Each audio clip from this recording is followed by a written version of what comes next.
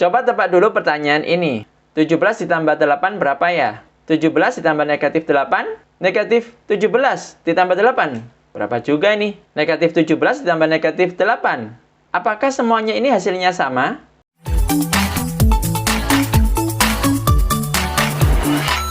Assalamualaikum warahmatullahi wabarakatuh. Jumpa lagi bersama Om Chandra TV Channel.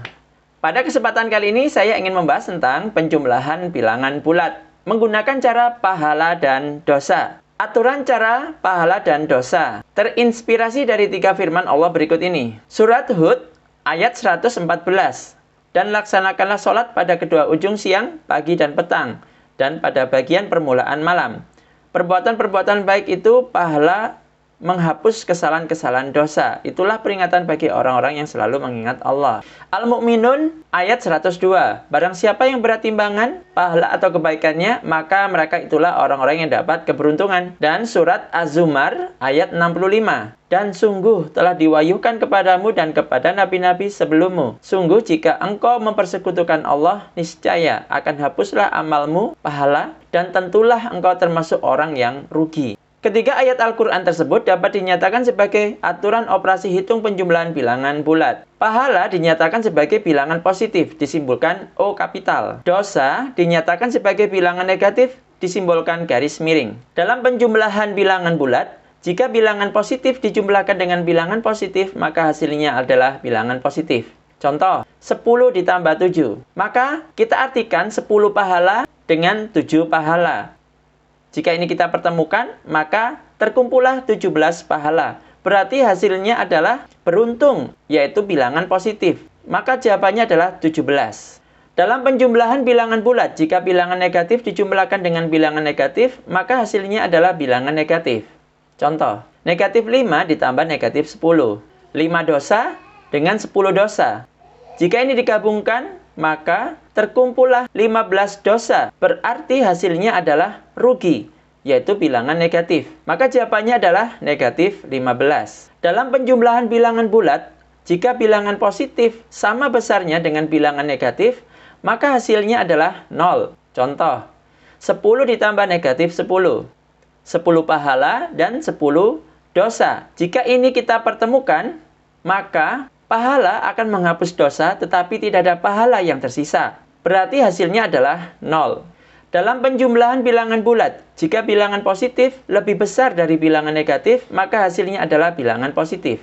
Contoh, 13 ditambah negatif 10. 13 pahala dengan 10 dosa. Maka semua dosa akan terhapus dan masih tersisa 3 pahala. Berarti hasilnya adalah beruntung, yaitu bilangan positif. Maka jawabannya adalah 3. Dalam penjumlahan bilangan bulat, jika bilangan negatif lebih besar dari bilangan positif, maka hasilnya adalah bilangan negatif. Contoh, 5 ditambah negatif 11.